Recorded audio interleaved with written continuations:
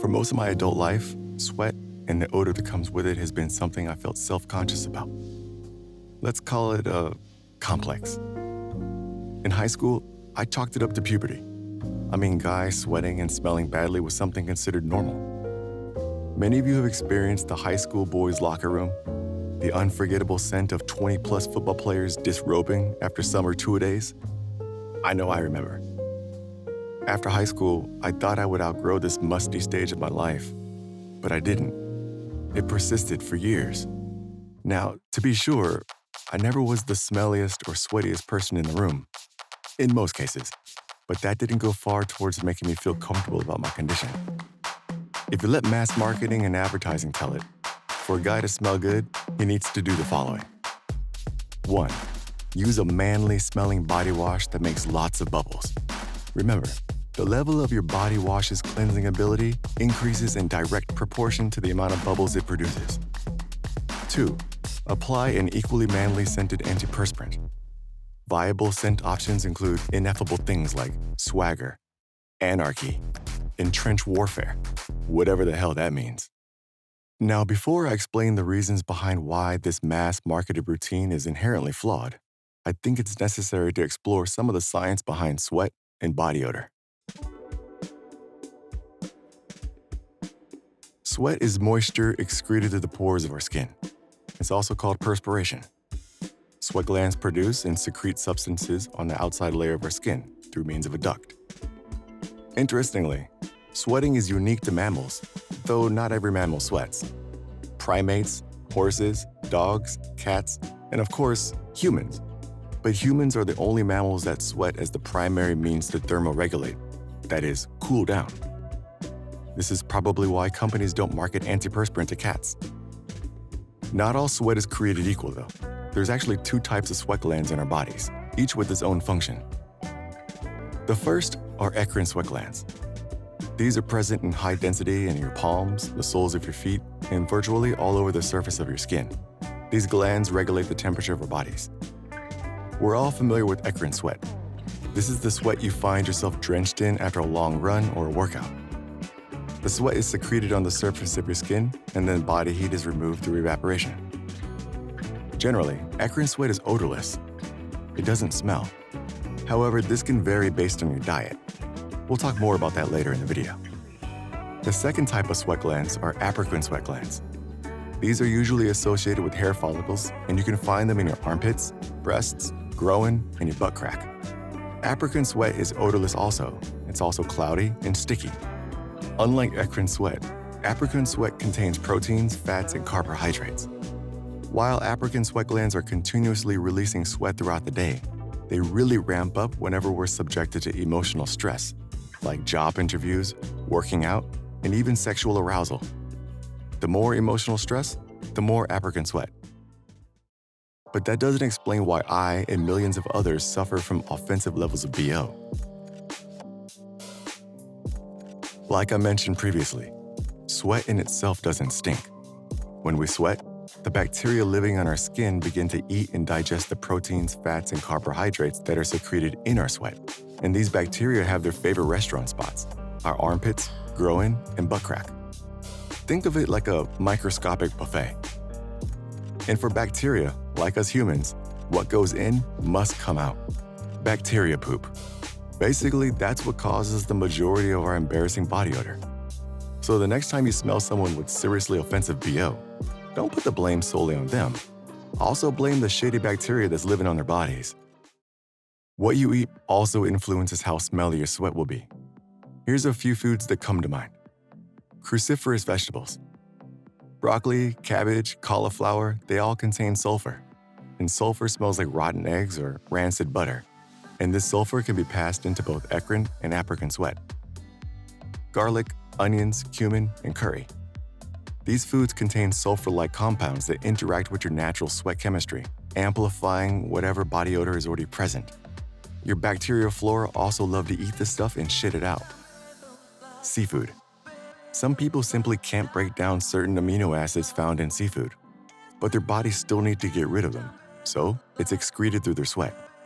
Fortunately, this type of condition is pretty uncommon, but it's worth mentioning. Alcohol. You know how you can smell someone who's been drinking? That's the body breaking down the alcohol into acetate, which is then removed through exhalation and sweat. Now, I think it's worth mentioning that there is research suggesting that there's compositional differences in African sweat based on ethnicity. A 2017 study found higher concentrations of organic compounds in African American and Caucasian subjects and lower concentrations in East Asians. Of course, neither I nor this study is purporting that ethnicity should be a primary determinant of how smelly one's BO would be. But anecdotally, after living in South Korea for almost 7 years, it was extremely uncommon for me to encounter offensive BO in Korean society. In fact, it was thanks to living in South Korea that I became more acutely aware of my own BO. When you're the smelliest person in the room, it's pretty embarrassing. That's when I decided to do my own research and find ways to combat the funk. Guys, unfortunately, it's not easy to reduce the amount of sweat you produce. Yeah, I can hear some of you talking about antiperspirants, but those aren't the solution. More on that in just a second. Remember, sweat is inherently odorless. It doesn't stink. The smell comes from the stuff in your sweat and the bacteria who feast on it. Through a lot of trial and error, I found that there are 5 ways to control body odor. 1. Antimicrobial soap. Remember I told you that most men's body washes are garbage? That's because they're just bubbly fragrances. They only serve to temporarily mask your natural odor with pleasant smells. I used to use Dove Men's Care for the longest, and when I was in the military, I used Irish Springs. But no matter how vigorously I scrubbed my armpits and man parts, inevitably I would begin to stink again within just hours of getting out the shower. The reason for this is that these body washes lack antimicrobial ingredients. The key when showering is to control the bacteria that live on your skin. Now, I'm not saying to start bathing in betadine or bleach. Don't do that. I'm simply suggesting that you can improve your approach to showering. Personally, I haven't tossed my Dove Men's Care. In fact, I still use it daily, but I only use it on the parts of my body where eccrine sweat comes out. Basically, everywhere except my armpits, man parts, and butt crack. In those areas, I use a soap called Remedy Soap. It's an all-natural, antimicrobial, antifungal body wash that contains tea tree oil, peppermint oil, and aloe. Tea tree oil and peppermint oil are natural antimicrobials, and they do a really good job at inhibiting the proliferation of harmful bacteria. Pro tip: if you don't want to buy Remedy Soap, you can simply add tea tree and peppermint essential oils to your favorite body wash and achieve similar results. However, don't apply these oils directly to your skin. They will burn you. Diluting is important, so visit the link in the description below to a dilution calculator that'll help you do it properly. When you're showering with your antimicrobial body wash, don't just wash it off immediately. It takes a few minutes to really start going to work. So what I like to do is start my shower off by applying the Remedy Soap to my armpits and private parts. And while that's sitting there, wash the rest of my body with normal body wash. Then, I shampoo and condition my hair. By the time I finish that, 3 to 5 minutes have passed, which is enough time for the Remedy Soap to have done its job. Rinse off, and I'm good to go. For added cleanliness, you can repeat the process. Once I started this routine, there was an immediate improvement in my BO. I tested showering this way and not applying any deodorants afterward, and I found I was able to go BO-free for a few hours, even though I was sweating. So don't skip this step. It sets the foundation for the next steps in the process. 2.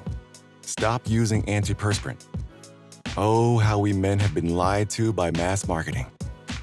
Antiperspirants are not the solution to your BO dilemma.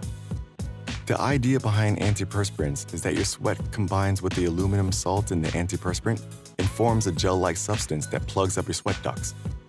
This reduces the volume of African sweat your body secretes by a large degree.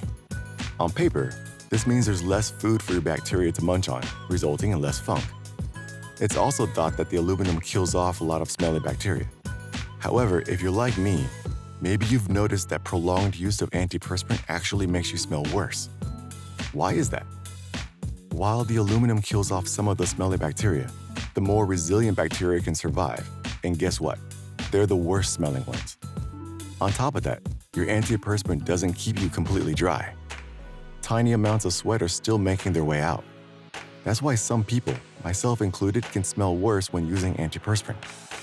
To make matters worse, that gel-like substance produced through the chemical reaction between your sweat and the aluminum is acidic, and it doesn't dry clear. It dries yellow. We've all seen this before. Pit stains. My wife used to give me shit for this all the time, but it's pretty inevitable if you're using an antiperspirant. My suggestion is to ditch the antiperspirant altogether, even the ones that claim to be all natural. Why? Remember, sweat is inherently odorless. It doesn't have a smell. So stopping the sweat isn't the solution. Stick to a good deodorant with antimicrobial properties. Personally, I've tried a lot of deodorants. None of them seem to work well with my body chemistry, except for one. Lume deodorant is what I've been using for the past year, and I haven't looked back. It's literally the only deodorant that controls my bad odor all day. The company claims 72 hours of odor control. I'm lucky if I get 12 hours. So that claim is a bit of a stretch. But come on, guys, we're talking about a full day, if you will, of not needing to worry about BO. That's a win in my book. If you use Lume deodorant and you can get the full 72 hours, drop a comment down below and let me know. A couple of points to mention about Lume. First, it's not a solid stick like most deodorants. It's a cream. So you'll need to apply it by hand. It's a minor inconvenience. Second, it doesn't smell great. They have a wide range of scents that you can choose from, but I'm gonna be honest with you, they all smell the same. And it's not a particularly attractive smell. My wife hates the smell. Fortunately, the smell only stays around for the first 5 minutes or so after applying it, so again, it's a minor inconvenience. Third, it ain't cheap. At the time of making this video, a single tube of Lume deodorant goes for almost $20. That's steep. So I don't blame you if you want to try some other less expensive options. Lume is also cruelty-free, aluminum-free, vegan, and naturally scented if that's important to you. A deodorant that deserves an honorable mention is Method deodorant, which also worked really well for me. I was only able to get about 8 hours max before needing to reapply or shower, but that's still hours long than some of the other poser products that claim to be all natural and effective. 3. Manscaping. Remember, the primary cause of body odor is bacteria. We've already talked about how to actively control bacteria in your underarms and private parts. You can also passively control body odor. Controlling hair growth is the easiest and most effective way to do this. Some guys may have an issue with manscaping because it's not manly or whatever. To that I say, do you. But for those of you who are serious about controlling your body odor, do not underestimate this step. Bacteria absolutely love the hot, dark, damp environment of our armpits and nether regions. By removing that body hair, you're essentially limiting real estate. Now, I'm not telling you need to wax your poop chute. How you do this is up to you. You can trim, shave, or even use some hair removal products. Personally, I use a trimmer. You can buy these relatively cheaply on Amazon. I've had this Norelco for over 8 years now without needing to replace it. It works great. Trimming makes manscaping quick and easy and strikes a nice balance between hair removal and avoiding the bumps and irritation that can come from shaving or using hair removal products. Once I started trimming, I noticed an immediate reduction in body odor. And an added benefit is that trimming makes your package look more flattering. So there's that. 4. Dietary changes. Another way to kind of passively control body odor is to control what goes into your body.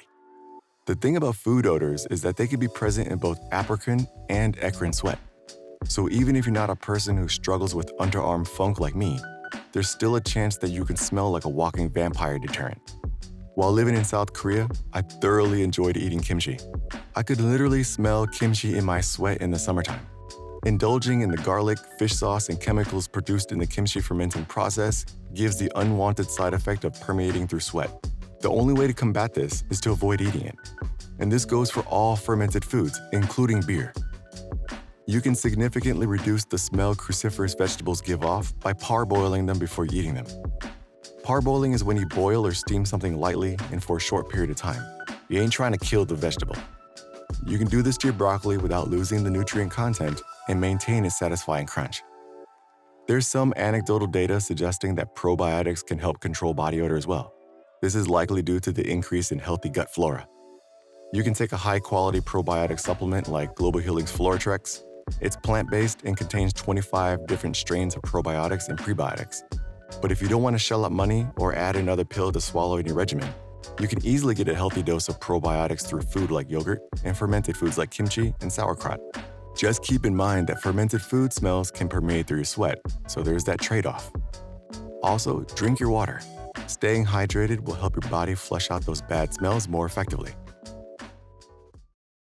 5. Properly wash your clothes. The final step in this process is to kill any bacteria that make their way into your clothes. When you sweat into your shirts and underwear, that bacteria can persist even after washing if you half-ass it. Don't know if you're half-assing it? Grab one of your so-called clean workout shirts and take a deep whiff of the armpit. If you can still smell the deodorant or armpit funk, you're half-assing it. What I like to do is first remove my sweaty clothes as soon as possible. Then I'll wash my clothes in hot water. You can use bleach or color-safe bleach if you want, but if you want to avoid using chemicals, just add a cup of vinegar and some baking soda into the washer before starting the cycle to get similar results. Then, toss them into the dryer and you're good to go. If you're in Korea like me, then dryers aren't common. Instead, make sure you hang your clothes to dry in a spot where they'll receive direct sunlight, because sunlight helps to inhibit bacterial growth while the clothes are still damp. I want to make it clear I'm not some kind of health expert, guys. These are just ways I've discovered on my own to solve a personal problem. If you enjoyed the video, consider subscribing for more, or you can follow me on Instagram to see how I spend my time off YouTube. I do enjoy making these videos to help the world, and after doing it for over 3 years, I'm not ashamed to admit that it takes a lot of time and resources. You can also support me on Patreon. Thanks again for watching. I'm DJ from Character Brotherhood. See y'all in the next video.